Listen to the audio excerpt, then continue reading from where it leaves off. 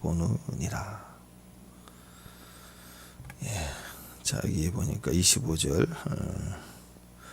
먼 데서도 보느니라. 또 먼 데가 또 나오죠. 3절에 보니까 내가 먼 데서 지식을 얻고 나를 지으신 이에서 그를 돌려보낸다. 먼 데서 내가 지켜본다. 먼 데서 이렇게 나와 있는데요.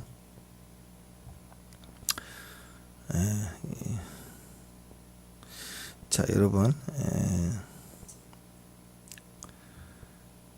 이 먼 데에서 이 말은 결국 그거예요. 그 하나님만이 볼 수 있는 통찰력, 지켜보심. 눈에 안 보이죠. 먼 데니까 우리 눈에는 안 보이죠. 근데 하나님은 먼 데서 우리를 지켜본다 이거예요.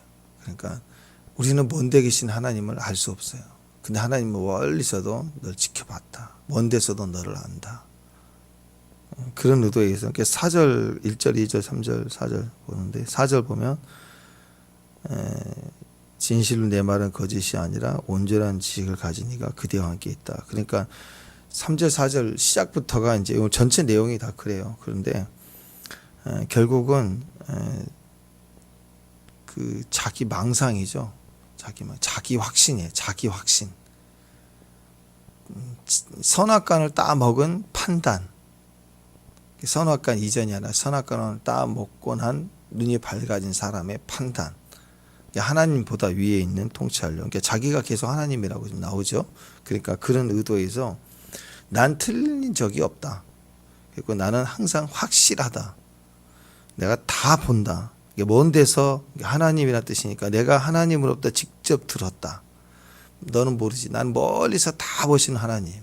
그 하나님으로부터 나는 들었어. 그러니까 나는 틀린 적이 없어. 난 틀릴 수가 없어. 나는 맞아.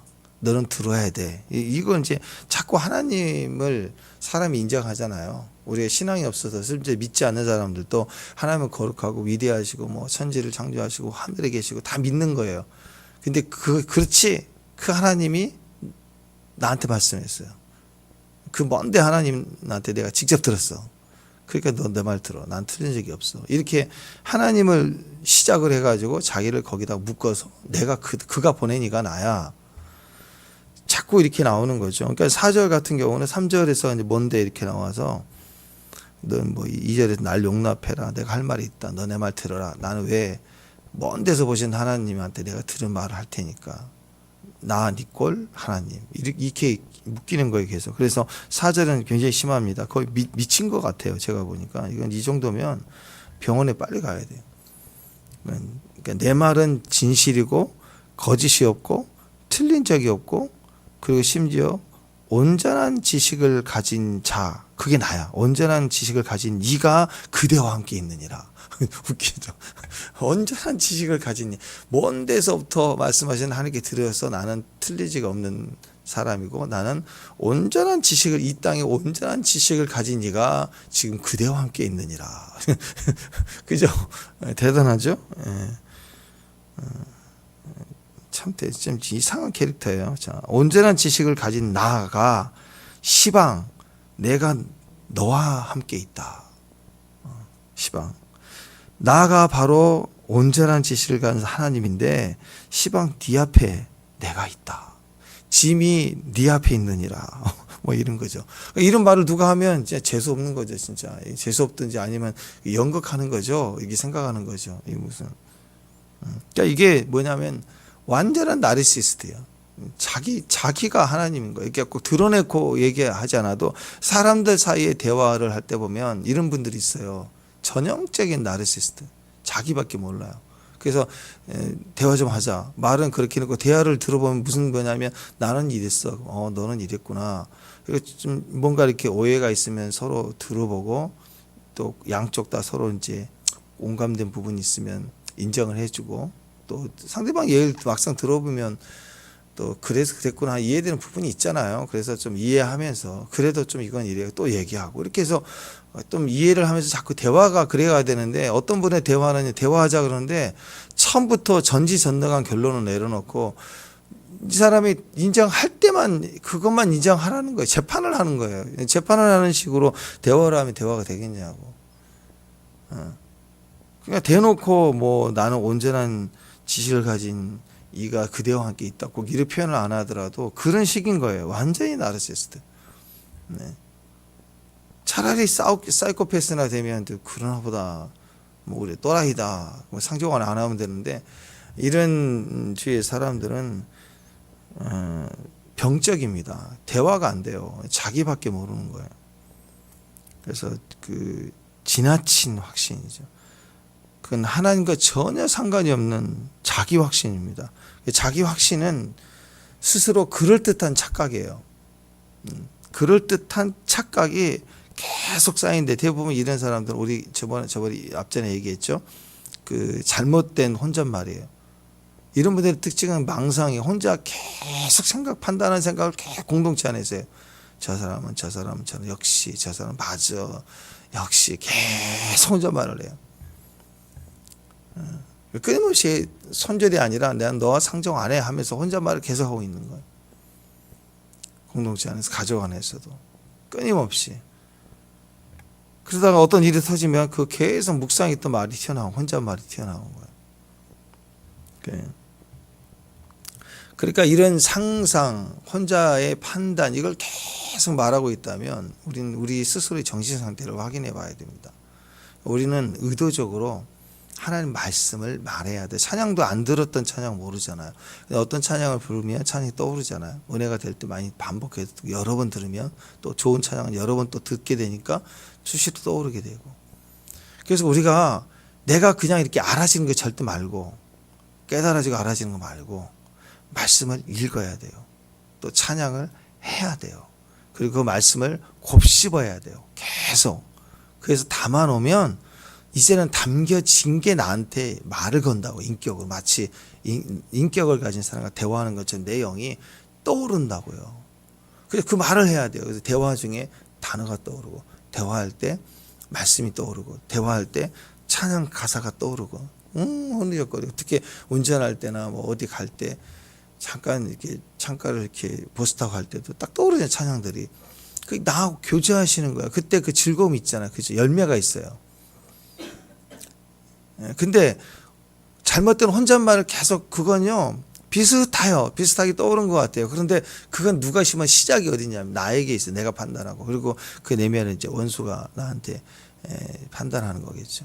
그걸 내가 곱씹으니까 이 언어가 박혀갖고 나한테 계속 말을 거는 거예요. 그러면 이런 혼잣말을 계속 곱씹을 때 감정이 올라오고 화가 나고 또 판단하게 됩니다. 열매가 좋지 않아요. 불편해요. 혼잣말을 많이 하고 상황을 직면하면 불편하다고요. 그래서 우리가 이 부분에 대해서 자기 혼자만의 지나친 확신, 이건 한 번에 아니고 반복해서 만들어진 거예요. 그럴듯한 착각이에요. 이런 잘못된 혼잣말을 계속 가지면 결국 나는 어떻게 되냐면 억울한 사람이에요. 나는 억울한 의인이에요. 그 자기를 자꾸 동정하고 저 주변은 대적이고 악한 자들이에요. 그 나는 견디는 사람이에요. 그래서 나는 거룩한 의라고 생각하는 자기 확신의 의가 막 자기를 지켜주는 거예요. 근데 아니죠. 이건 착각입니다. 그냥 믿음이 아니에요. 이건 신념이에요. 신념. 자기 판단일 뿐이에요. 이 열매를 보면 알아요. 하나님 우리 안에서 떠오르게 하시고 말씀을 주신 것들을 묵상해 나갈 때는 열매가 틀립니다. 또 생명과 평안이라 그랬죠. 그리고 그것이 내 안에 나를 억울한 자로 보는 게 아니라 나를 갖다가 하나님이 우리 지금 전지, 전능, 공의, 사랑 그랬죠. 하나님이 이 일은 하나님이 시작하신 거다. 전지, 전능. 그리고 그래서 하나님이 이 상황을 다 하신다. 나를 다 하신다. 전지. 그 다음에 사랑. 그분이 나를 자녀 삼아 주셨다. 그죠? 그 다음에 공의. 약속의 말씀을 내가 가진 약속의 말씀을 반드시 이루신다. 약속을 이루실 것이다. 그래서 이 네 가지를 가지고 가는 거예요. 이게 이 안에서 우리에게 평강과 생명을 주고 인내할 수 있는 힘을 주고 사명으로 가요. 사명으로. 그런데 나만 억울해. 계속 억울한 것만 묵상해. 거기서 무슨 굉장한 정의감을 가지고 악인은 심판할 거다. 이런 자기 의지가 나오는데 말은 맞죠. 악인은 심판한다. 맞아요. 근데 그게 자기 안에 스스로의 위로가 된다. 그건 위로도 아니고 믿음도 아니고 아무것도 아닌 거예요. 착각일 뿐입니다. 그래서 신앙생활은 같이 해야 돼요. 혼자 있으면 계속 이 자기 혼잣말은 혼자 있을 때 더 많이 하거든요. 그래서 같이 가족들이 막 있어야 되고 교회에서 같이 지내야 신앙생활 같이 해야 돼요. 힘들 때 더 꺼내야 돼요. 그래야 독소가 빠져요. 이게 판단받는 거예요. 거기서 자유케 되는 거예요. 그러니까 이건 신학적으로 보면 오늘 주된 내용 전체가 다 그런 거예요. 다 내가 하나님 곧 그분이 내게 준 지혜와 의를 나는 받았다. 떴다 봤다. 그러니까 너 내 말 들어라. 그리고 어느 정도냐. 모든 온전한 지식을 가진 얘가 그대 앞에 있다. 뭐 이렇게 지금 나온 상태잖아요. 이런 의식을 자기 안에 지나친 이런 거룩함, 지나친 이런 정의, 이걸 가진 자들이 율법주의자들. 보통 우리가 얘기하는 어떤 지금 율법주의하는 무슨 주의 이렇게 얘기하는 거죠. 뭐 마틴 루터도 마찬가지고 칼빈, 우리가 특히 칼빈 얘기할 때 장로교의 기본 그 개신교의 기본 핵심이 이제 칼빈이잖아요. 칼빈은 굉장히 그 기도를 많이 했어요. 기도도 많이 하고 자기 주석을 달 만큼 27살에 기독교 강의 쓸 때만 해도 그 지금도 굉장한 명산이에요. 근데 기도 많이 하고 그 종교 개혁을 한 정치적인 그런 개혁을 일으키고 할 때 정말 천재와 같은 사람이죠. 근데 칼빈을 보면은 그렇게 심각하지 않고 오히려 은혜에 대한 그 시대에 캐톨릭으로부터 종교 개혁을 할 때 그 처절한 싸움, 루터도 마찬가지고. 근데 문제는 루터주의, 칼빈주의가 문제예요. 칼빈주의. 특히 이런 율법적인 흐름을 제일 강한 곳이 칼빈주의 아니에요. 우리 칼빈주의. 막 정죄한다고요. 정죄. 칼 들고 칼빈이라 그런가? 칼 들고 막 휘저 막 무조건 정죄. 심지어는 성경이 완성된 그 이전까지는 일시적 권능으로서 은사와 능력을 주셨지만 성경이 완성됐으니까 성경으로만 은혜를 받아야 된다. 막 이래가지고 뭐 방언 떴다 봤다 그러면 일단 환상 계시 다 이단 몰고 죽이는 거. 뭐 이게 다 그런 거 아니에요. 그러니까 항상 보면 이 공산주의, 율법주의, 칼빈주의 뭐 이런 게 문제예요. 그러니까 율법은 하나님이 주신 거예요. 그죠? 율법은 하나님이 주신 거라고요. 근데 율법주의는 사람이 스스로 만들어냈어요. 율법주의. 그래서 율법의 역할은 이제 우리가 보통 로마서에서 나오잖아요. 율법은 거울과 같은 거죠. 거울. 율법을 통해 율법이 있어야 죄를 깨달아요. 그러니까 이 세상에도 빨간 신호등 지나가지 마. 또 녹색 신호등 지나가. 약속을 했단 말이에요. 이거 어기면 카메라에 찍어요. 법이 있으니까 법이 있으니까 죄의 기준이 서여워지는 거예요. 그걸 법이었으면 죄인지를 모르죠. 그와 같이 우리가 율법을 통해서 내가 죄인이구나 하는 것을 알고 율법을 지켜보면 이게 다 지킬 수 없는 거구나를 깨달아서 주여 도와주세요. 우리는 우리 의로 행위로 구원을 받을 수 없습니다. 그렇게 나가야 되죠. 그렇게 해서 율법을 주셨는데 율법을 지킬 수 없으니까 지킬 수 있는 기준으로 해석을 해놓고 율법을 행하면 그 자체를 보고 의인이라고 생각을 하는 거죠. 그게 율법주의예요. 율법주의. 그래서 율법은 우리를 거울과 같이 우리를 진단해 주는 건데 로마서 3장 20절에도 율법으로는 죄를 깨달음이라. 율법은 죄를 깨달으면 우리 한계를 느끼니까 거울을 보면 얼굴에 티를 확인하는 것처럼 내가 죄인인 것을 깨달으니까 곧 회개로 이어지게 돼요. 율법을 보면 찔려요. 마음을 찢고 또 옷을 찢고 주여 하고 회개하고 그래서 우리를 의에 이르도록 인도해 주는 역할을 하는 겁니다.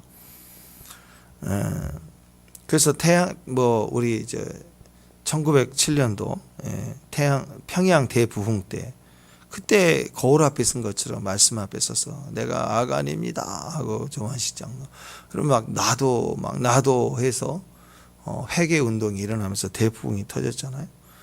또 느헤미야 보면 느헤미야도 수문 앞에서 막 회개하고 민족이 회개하고 백성이 회개하니까 말씀 앞에 있으니까 막 내가 죄인인 거예요. 그래서 내가 막 꼬부라지고 회개하고 그러니까 율법이 정확하게 기준이 세워질수록 우리는 목마름이 생겨요.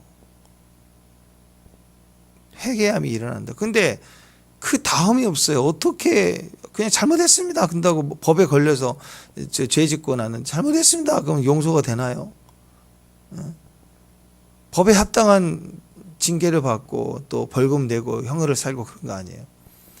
그러니까 이걸 반복하는 이 굴레에서 율법을 안 순간부터는 해결할 능력이 없는 걸 이거 역시 죄를 깨닫게 하지만 해결할 능력이 없다는 것이 더 큰 절망이 되는 겁니다. 그래서 답이 없는 거. 그래서 율법을 알수록 회개하고 회개할수록 어이할 거예요. 회개를 하지만 그 다음에 여전히 또 빠질 수밖에 없는 존재예요, 우리는. 그러니까 어이할 거가 나오는 거, 어이할 거. 꽃기요, 어이할 꽃기요, 어이할 거. 새벽에도 어이할 거.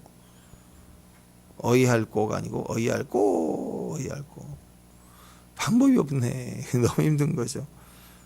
그래서 결국은 새롭고 산 길이 필요하고 그분이 예수님이다. 묻지도 않고 따지지 않고 행위가 아니라 믿음으로 구원을 주시는 하나님. 예수님을 찾게 돼 있어요. 그래서 예수님 오시기 전에 그림자와 같이 율법을 주셨고 그 율법을 통해서는 우리가 죄인인 것을 깨닫고 한계를 깨닫고 율법으로는 의가 없다는 걸 깨닫고 그래서 지금 계속 여의 친구도 그런 의도들이 있었지만 특히 이제 엘리우 같은 그 온도 자체가 율법주의자들은요 차갑습니다. 원칙, 방법, 정죄 너 때문이야. 아주 정확해요. 원수를 너무 잘 알아요. 그냥 내 안에 언어가 누군가를 원인을 찾기보다 상황을 어떻게 이해할까 대처할까 이런 관계를 생각하기보다 어떤 상황이 터질 때마다 누가 원수인지 누가 잘못했는지 너무 잘 아는 분들 있죠. 딱 보면 아는 사람들. 엘리우예요. 어떤 상황에 있어도 이게 책임이 누구야? 이게 정확히 아는 분들. 한번 생각해 보자. 진짜 그 사람이에요? 100% 어떤 일이 있을 때? 아니에요. 그 사람은 100% 나래요. 나라고 생각해요. 나는 그 사람이지만. 옆 사람한테 물어보면 몇 대 몇이에요 또. 그래요. 여러분이 누군가 분쟁일 때 누가 잘못은 들어봐. 하고 양쪽에서 얘기하면 100% 100대 0이야. 그거 있어요? 들어보면 뭐 아무리 그래도 80, 20 다 있잖아요. 법도 그렇고 교통사고도 보면 다 정확히 보면은 몇 대 몇이지 100대 1이라는 건 있을 수가 없는 거예요. 근데 우리는 항상 이런 사람의 특징은 100대 1이에요. 아니 100대 0이에요 무조건. 혹시 여유가 있으면 99대 1이고 약간 봐주는 거예요. 너무 우리는 똑똑해서 그냥 그냥 고민도 안 해요. 재판 바로 때리는 거예요. 그냥. 근데 그게 나라는 거예요. 그게. 그래서 율법은 하나의 진단이고 이렇게 엑스레이 같은 거예요. 뼈가 부러졌는지 그냥 부어서 다친 건지 찍어보면 딱 바르게 진단할 수 있잖아요. 그러니까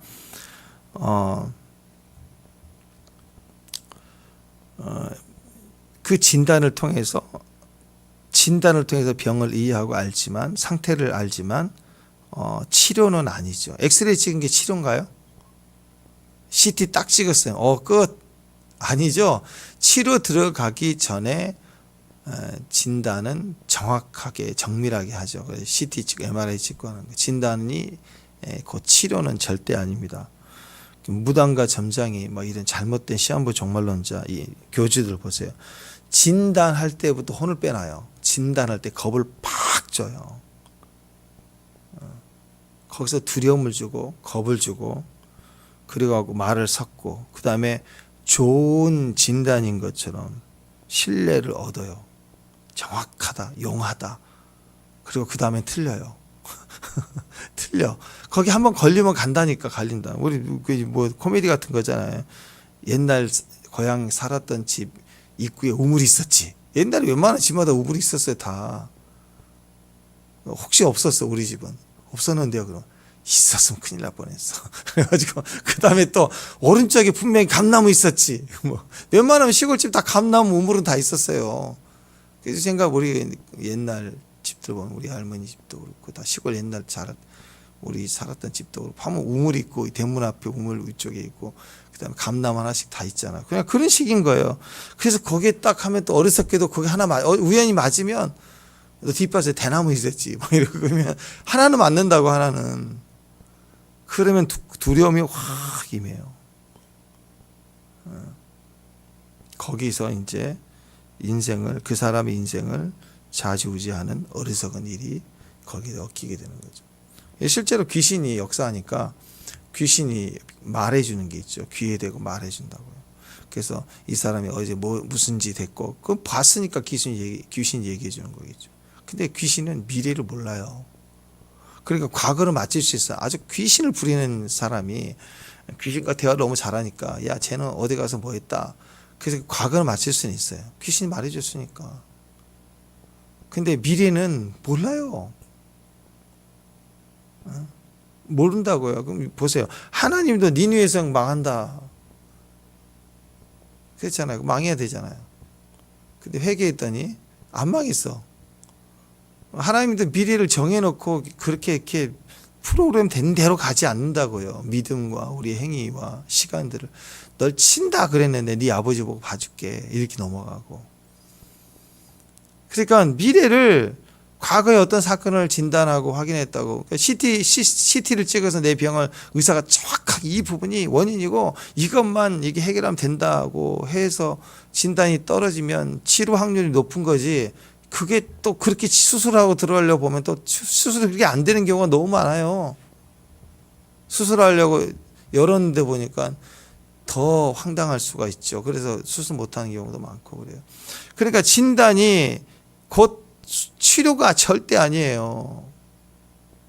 그냥 지금 요배 친구들도 그렇고 엘리오도 그래, 엄청나게 진단하잖아요. 온전한 지식을 가지니까 진단해 주는데 다 알아요. 근데 요번 계속 아프고 더 아프고 나쁜 놈, 못된 놈, 악한 놈 다 만들어 놓고 있잖아요. 그러니까 이것은 잘못된 거죠.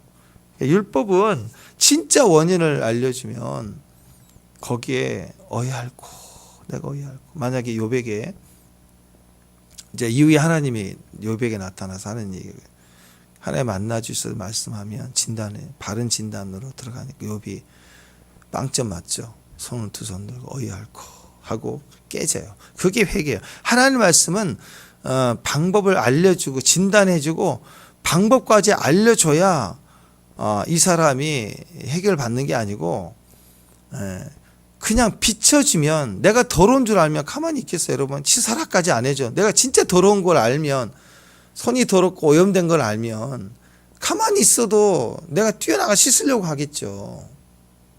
그거 굳이 알려줘야지 씻으러 가나요? 그러니까 진단이 잘못된 거예요. 진단도 잘못됐지만 진단 자체가 치료가 절대 아니라는 걸 알아야 돼요. 우리가 충고한다, 가르친다는 말은 이걸 내가 다 해주려고 하는 그런 지나친 확신, 자기 확신, 자기 율법주의, 이런 게 사람을 무너지게 하는 거죠. 율법이 나쁜 게 아닙니다. 율법은 우리가 필요해요. 말씀을 매일 봐야 돼요. 그래서 내가 깨져야 돼요. 내 한계를 느껴야 되고 주님께 은혜를 구하고 또 긍휼을 구해야 돼요. 말하지 않아도 막 내가 답답하니까, 내가 너무 부족하니까 하나님 붙을 수밖에 없는 거예요. 그렇게 가야 되는데 막 정죄하기 시작하고 그러면 진단 자체가 치료인 줄 알고 막 찔러버리면 해결이 되지 않는다. 그러니까 나는 율법을 알아. 곧 나는 율법을 다 지킬 수 있다. 이건 위선입니다. 거짓말입니다. 율법을 지킬 수 있는 사람이 아무도 없어요. 율법은 치료제가 절대 아닙니다. 그래서 우리가 흔히 말씀을 쪼갠다, 말씀을 풀어낸다 하는데 그 말씀을 좀 깨닫고 안다고 해서 그게 나는 다 된 줄 아는 그 큰일 착각이에요. 욥이 얘기했던 내용들을 보면서, 그죠 여러분, 이 세 가지 싸움 제가 그랬잖아요. 끝났다 아니에요. 평생 싸워야 된다고요. 음란 문제, 돈 문제, 명예 문제. 근데 나는 이제 그렇구나, 이 세 가지, 예수님이 공격했던 마귀 말도 이 세 가지, 이게 다 연결되는 거네. 이해가 됐어 이제. 근데 그것이 치료가 아니라 이것을 또 설교를 한다고 가르친다고 해서 나는 다 된 사람으로 얘기한 게 아니에요. 우리는 끊임없이 이 새 영역에 대해서 기준을 가지고 싸워가야 되는 거예요. 계속.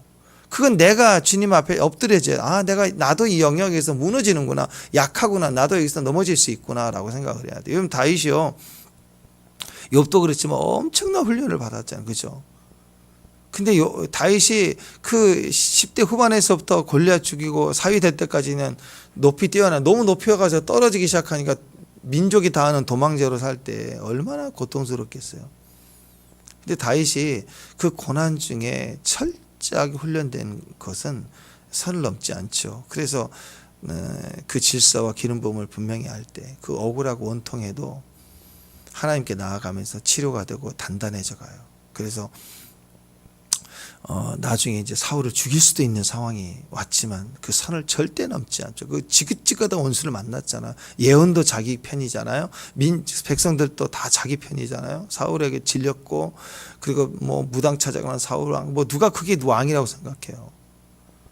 그 원수가 눈 앞에 있는데 죽이지 않죠. 왜? 기름 부음 받은 자를 손대면 안 된다고 지켜요. 하나님을 안 거예요, 분명히. 근데 다윗의 인생을 가만히 보면 다윗에게 그 과정 중에 음란의 훈련이 안 됐어요. 음란의 연단이 없었다고요. 그러니까 언제 훈련되지 않은, 내가 영적 물질 훈련 받을 수 있지만 음란의 훈련이 안 될 수도 있는 거고, 어떤 사람은 일찍 음란에 대해서 막 싸우고, 목사님 저는 어떻게 됩니까? 막 그런 고통 속에 싸운 사람들, 그 부분은 자유해져요. 나중에 여전히 넘어질 수도 있지만 자유할 수 있다고요. 아, 그렇구나. 근데 물질에서 무너질 수 있어요. 물질 훈련이 안 되면. 그래서 어렸을 때부터 물질 훈련 11조부터 시작하는 거예요.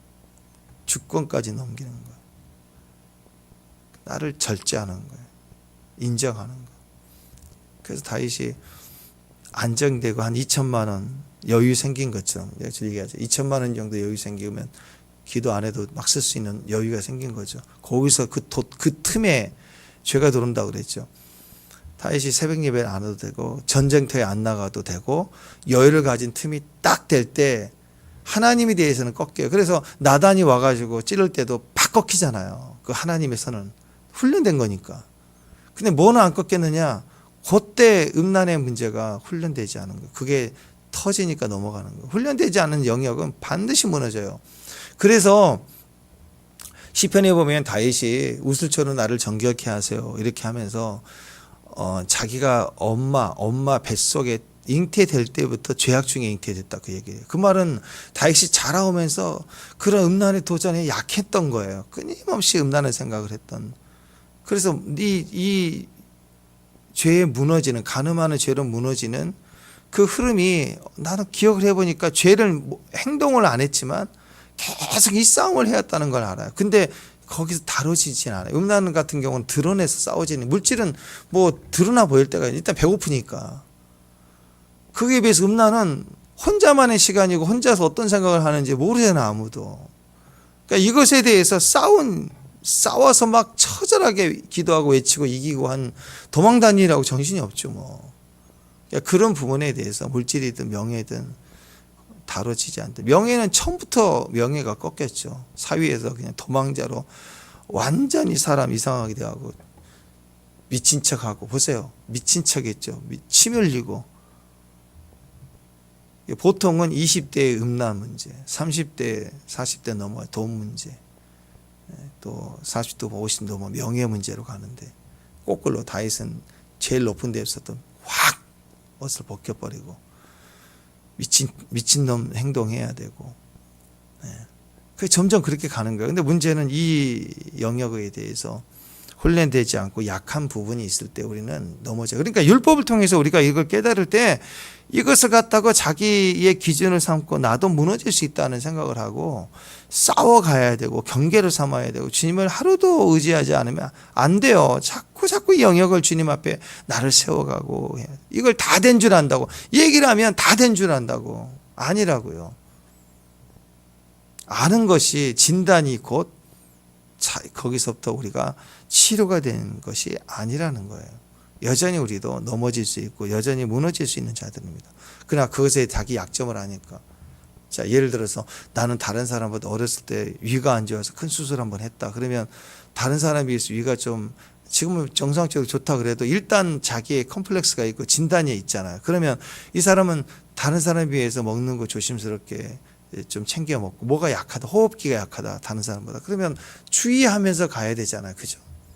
그게 자유함이에요. 자유함은 없는 게 아니라 아는 거예요.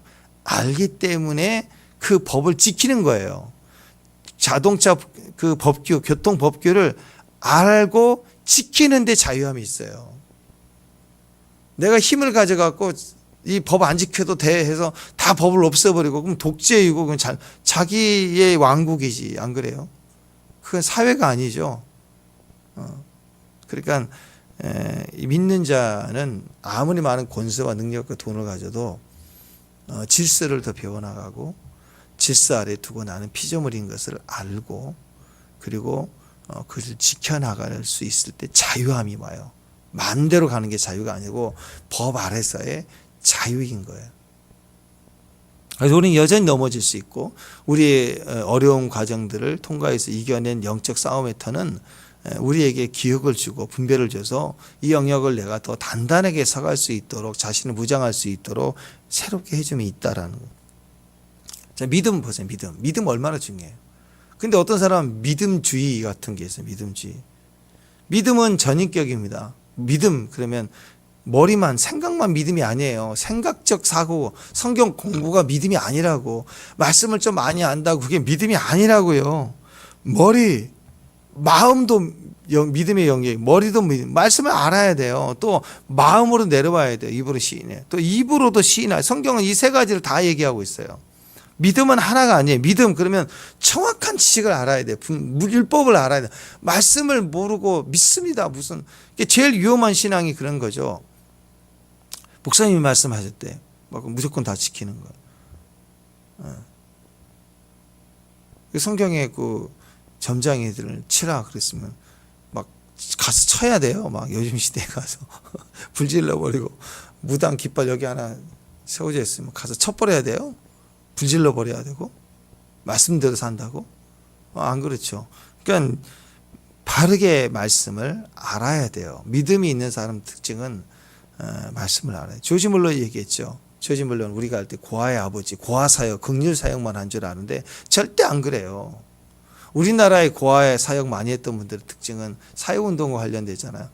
법을 잘 알고요. 그리고 이제 이런 사회운동과 많이 연결된 목사님들이 사역을 많이 해요. 우린 그런 기억들이 있어요. 그 비리도 많고 하지만 그 사회운동을 잘해요. 노동운동 이런 분들을 잘하는 분들. 조지 물러도 약간 그런 줄 아는데 안 그래요. 조지 물러는 독일 사람이지만 영국 가서 성경 자체를 보급하는 사역을 한 사람. 원어 연구를 대단히 많이 신학자 같은 사람이에요. 그 속에서 전혀 예상하지 못했던 콜레라 아이들이 죽어가는 걸 보고 이 아이들 돌보려는 시작을 해서 이 엄청난 사역을 했지만 그래서 이분의 기도라는 기도의 힘 5만 번의 기도의 힘이라는 그건 그냥 무대포로 기도한 걸 말하는 게 아니에요. 정확한 말씀의 분별을 가진 사람이에요. 믿음의 사람이었고 말씀, 믿음, 기도 이게 같이 가는 거라고요. 근데 기도를 많이 하는데 말씀이 하나도 없는 사람이 있어요. 맨날 기도 뭘 받다 떴다. 이게 제일 위험해요. 머리가 있어야 머리. 믿음은 머리에 속한 거예요. 두 번째 마음에 속했습니다. 마음으로 받아들이는 거예요. 머리에 시작된 말씀을 내 마음으로 묵상해서 입을 사용해서 마음에 담겨요. 그래서 입으로 들어가는 거예요. 우리 여러분 로마서 10장 10절 잘 하시는 말씀이죠. 사람이 마음으로 믿어 의에 이르고 입으로 신하여 구원에 이른다. 입과 생각과 마음 이게 같이 가요. 일치가 돼야 돼. 일치. 근데 믿음 이렇게 믿음의 역사로 봐야 되는데 믿음주의가 있어요. 믿음주의. 입으로만 믿습니다. 주여 주여 할렐루야. 입으로만 그러니까 어떤 분이 천국 갔더니 천국에는 입술만 아이들에 입술만 입으로만 맨날 믿습니다. 발바닥만 왔대. 맨날 교회 왔다 갔다. 손뼉만 왔대. 박수 쳤으니까 3개만 왔대. 3개. 입술이 제일 많대요. 그러니까 믿음주의는 신앙을 맨날 입으로만 해요. 교회 열심히 나오는데 매일 이거 합시다. 맨날 다 입으로만 해. 똑같아요. 저는 이 앞에서 정치하면서 정의, 뭐 공의, 차별 이렇게 외친 사람들 입만 떠들지 그렇게 살아내는 사람이 별로 없어요. 비리 거짓말쟁이가 얼마나 많은지 몰라. 입으로 떠든 사람들.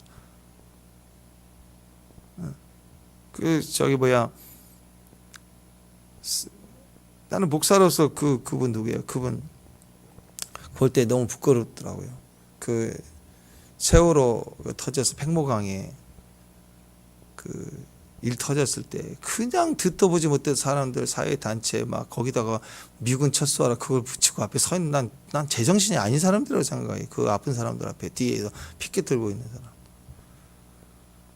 그런 사람들이 막 뭉쳐 모여서 갔을 때 그 누군가 그 정신과 의사 또 이름 생각나.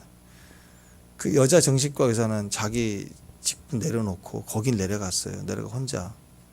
그 2년 동안인가 1년 반인가 2년 동안을 그 텐트촌에서 자기가 할 수 있는 게 뭘까? 어느 단체 뭐 후원 유지해서 알려줘 그런 게 아니라 그냥 자기가 전문가잖아요. 정신과 의사니까. 그냥 다 내려놓고 가서 텐트에서 같이 자고 먹으면서 얘기 들어주고 많이 아프시겠어요 하고 들어주고. 난 이런 분들이 진짜로 생각해. 진짜. 어떤 분들은 그 짜장면 하시는 분인데 그 토요일인가 한 날은 딱 문 닫고 뭐 몇십 그릇씩 해서 그걸 가져가서 먹여 드리고 오고. 이런 분들이 진짜죠. 그게 진짜 사랑이에요. 이게 외치는 주둥이만 있는 건 절대로 그것은 진리가 아니에요. 진리는 입으로만 가는 게 아니라고. 마음이 또 입으로 행동으로 나와줘야 돼. 내가 할 수 있는 것을 섬기는 거예요. 내가 할 수 있는 것을 통해서 돕는 거예요. 뭐 이익을 바라는 게 아니고 자기 욕심 뒤에다가 미군 철수하라 그런 말을 하는 게 아니고 그냥 틀어주고 또 틀어주고 이익이 안 돼도 틀어주고 또 틀어주고 할 수 있는 게 그거니까. 사람들 말이 또 다르고 그럴 수 있지만 나는 그래도 그 안철수 하는 걸 보면서 안철수 씨 그 우리 코로나 사태에서 막 의사 이렇게 다 마스크 때문에 막 온 그 방역복 입고 막 땀띠 나고 막 고생할 때 자기도 의사니까 의사로 돌아가서 그걸 막 정치적이다 그랬는데 아니 그러든 어쨌든 아니 그렇게 쉽지 않잖아요. 그 자리에 가서 다시 한 사람에다 자기 의료인으로서 그렇게 하는 정치인이 있을까? 정치를 떠나서 한 개인으로 나는 그런 것들을 볼 때 존경스러운 거죠. 그런 일을 그 자리에 자기 할 수 있는 일을 본분으로 돌아가서 아니 전쟁 나면 다 도망가기 바쁠 텐데 의사하면 도망가다가도 환자 보면 돕을 그게 의사지. 정치인도 그리고 목사도 그러고 다 그런 거 아니에요. 내가 할 수 있는 것 해야 되는 거 아니에요? 막 끌어와서 이슈화할 게 아니고. 그러니까 우리도 마찬가지입니다. 내가 믿고 있는 것이 입으로만 외치면 안 돼요. 머리로만 판단하면 안 돼요. 이게 같이 가야 돼요. 같이 입, 마음, 또 머리. 그래서 하나님의 말씀을 잘 알아요. 입으로만 주여 주여 믿습니다. 이게 옳다. 그러니까 주님이 그래 주여 주여 하는 자마다 천국 온 게 아니다 그러잖아요. 입으로만 떠든 건 결국 중심이 아닐 수도 있다라는 거예요. 그걸 알아야 됩니다. 그래서 말씀을 알아야 되고 그 말씀을 내가 입으로 묵상하고 시인하고 선포하며 그 마음에 담겨져야 돼. 엑기스처럼 딱 한 방울씩 떨어질 때 그 마음에 담겨진 이 세 가지를 통틀어서 믿음이라고 얘기하는 거지. 겉으로 보여지는 행동 그것이 절대 믿음이 아니다라는 것입니다. 그러니까 말씀과 믿음은 항상 옳아요. 항상 진리가 돼요. 그 앞에서 우리는 진단, 율법주의가 아니라 말씀 자체, 율법 자체를 가지고 말씀주의가 아니라 말씀 자체를 내가 먹어야 돼요. 거기서 진단 플러스 치유가 거기 일어나기 시작하고 회복이 일어나는 거예요. 살아내는 거예요, 말씀을. 근데 판단만 있고 자기 지나친 확신만 그건 아니라는 거예요. 여러분 지나친 자기 확신과 믿음은 완전히 다른 겁니다. 신념의 마력하고 믿음의 능력은 달라요. 신념의 마력이 아니라고요. 진짜 참된 믿음은 항상 기쁨이 있어요. 그래서 자기 확신에 가득 찬 사람은 기쁨이 없어요. 참된 기쁨이야. 웃음만 있죠. 즐기는 것만 있어요. 자기 확신을 가진 사람들은 칼을 든 것처럼 해서 남을 위협하고 누군 죽고 맨날 이런 일들이 일어나는 거예요. 자꾸. 아니 나는 옳은 걸 얘기하면서 내 주변에 누군가 계속 죽어나간다. 그럼 그게 정상입니까? 아니죠. 진짜 기쁨은 나도 기쁘고 우리가 기쁘고 복음을 증거할 때 또 간증할 때 말씀을 깨달아 함께 찬양할 때 얼마나 막 기뻐요. 같이 기쁜 거예요. 그래서 여러분 진짜 참된 믿음은 항상 기쁨을 줘요. 지금 감옥에 있어도 기쁨이에요. 바울과 실라가 감옥에 들어 두들겨 맞고 깜깜한 밤중에도 찬양할 때 같이 막 기쁘잖아요. 막 듣고 있는 옥문도 기뻐가지고 옥문이 막 춤추다가 문이 열렸어. 막 지진 땅이 막 춤춰. 땅에 지진 진동이 일어나면서 막 그런 거 아니에요. 그러니까 다 기뻐해야 돼요. 약속은 자 보세요.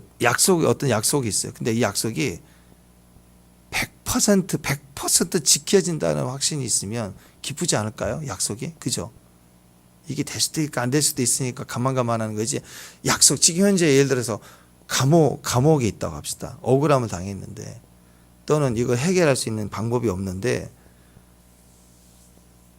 그 법적인 그 권한을 가진 자가 약속을 했어. 내일이면 나와. 끝났어. 이게 이미 서류 들어가고 결제해놨어. 내일이면 연락 와. 하고 이제 이렇게 알려줬어. 그러면 이게 100%다 그러면 기쁘죠. 내일 가야 준비해야지. 듣는 순간 기뻐요. 이루어지는 것에서 시간이 하루라는 시간이 있지만 영생이 그런 거예요. 하나님의 말씀이 내 안에 믿어지면 100% 믿어지면 아직 연단 중이고 어렵고 고난 중일지라도 기뻐요. 그 순간 기쁨을 주는 거 우리에게. 기억하십시오. 약속은 100% 지켜진다는 내 안에 확신만 있으면 믿음이 있으면 우리는 그때부터 어떤 상황에서도 기뻐할 수 있는 거예요. 미리 기뻐할 수 있는 거예요. 또 뭐 이건 다른 예지만 여러분 로또가 됐다고 합시다. 로또 1등 별로 묻지는 않네. 남자들은 1등 하면 되게 좋아할 텐데. 자 여러분 100억 1등 만약에 됐다고 합시다. 오늘 딱 됐어. 뭐 사보지는 않았지만 됐다고 합시다. 그러면 아마 그럴 것 같아요. 로또를 사서 1등이 된 걸 딱 확인하는 순간 기쁘겠죠. 꼭 농협에 가서 그거 통장 들어올 때까지 못 믿어요? 그때서야 웃을 수 있나요? 아니에요. 사람들은요 막 그 순간 기뻐해요. 그걸 100% 아니까. 그리고 실제로 막상 받았을 때는 안 기뻐요. 두려워한다고. 감춰야지. 그렇게 두려움으로 웃음을 막 절제해. 저는 이걸 보면서 이게 우리 믿음이 그러지 않을까 싶어요. 영생에 대한 기쁨을 얻어 로또보다 더 낫는 거죠. 얼마나 기뻐해 찬양하고. 그리고 결정적인 이 사건 환경이 응답이 될 때는 웃음을 절제해. 이미 기뻐할 줄 아니까. 그와 같이 약속과 성취라는 것은 그런 겁니다. 하나님은 100% 약속을 지켜주는 분이시기 때문에 받기만 할 때 미리 받아도 미리 기뻐할 수 있는 거예요. 그게 영생의 기쁨이고 많은 믿음의 순교자들, 우리 믿음의 선배들이 신앙생활을 그렇게 한 거예요. 당장 계속 핍박 중에 박해 중에도 기뻐하고 환난 중에도 온전히 기뻐했다.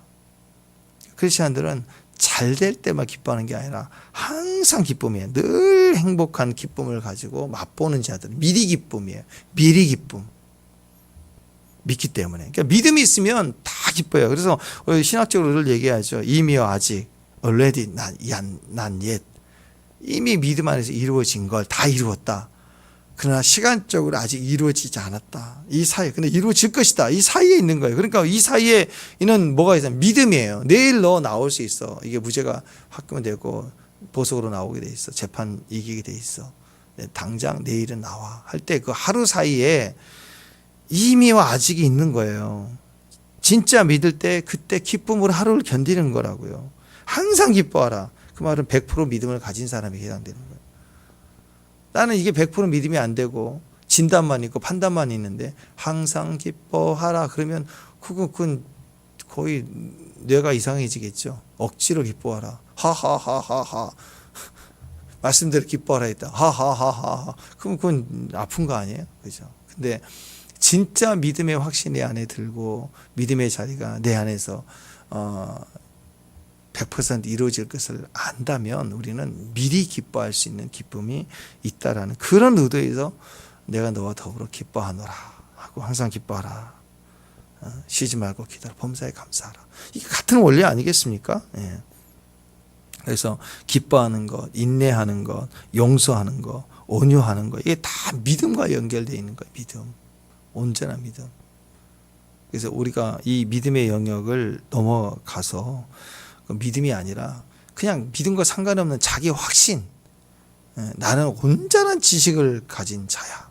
그가 네 앞에 있다. 막 이런 이상한 망측한 말을 가지고 살면 본인도 괴롭고 또 주변도 괴롭고 참 어렵습니다. 그러니까 자기 확신, 지나친 자기 생각 여기에 빠진 나리스 같은 그런 자리에서 치유받을 필요가 있습니다. 그래서 항상 말씀을 보고 말씀의 생각으로 돌아와요. 내가 이건 아니다라고 판단했던 것조차도 날마다 말씀을 보면서 다시 확인해보고 분별해보고 그리고 해결 능력이 없으면 주님께 의지하고 그럴 때 우리에게 주님의 확신과 믿음이 오면 그 믿음 안에서 길거하면서 갈 수가 있는 거예요. 우리를 믿음 안에서 기뻐하게 하신 하나님을 찬양합니다. 그리고 고난당한 자, 우리의 고난의 해석도 다 믿음으로 해석할 수 있고 기도로 해석해 갈 수 있는 율법적인 생각으로만 해석하면 판단이 가거든요. 그래서 제가 늘 얘기하잖아요. 기도로 고난은 기도로 해석하라. 딱 떨어진 한 번의 해석이 아니에요. 기도로 오늘 해석하고 기도로 우리가 아는 걸로 해석하려고 하지 말고 몰라요. 믿음으로 해석하는 방법에 또 기도하고 또 품고 또 기도하고 그래서 해석해 가는 거예요. 해석해 가는 거라고. 믿음의 승리가 있기를 항상 기뻐하는 믿음의 승리가 있기를 주님의 이름으로 축원합니다. 주님 감사합니다. 하나님의 약속을 가진 주의 종들로 이제 성취를 기다리는 즐거움 속에 하나님 말씀은 100% 지켜지는 확신이 있을 이 확신을 가지고 미리 기뻐할 수 있는 종들 오늘 또 이 모든 상황을 모르지만 설명할 수 없지만 하나님의 행하심을 믿습니다. 믿음으로 가는 종들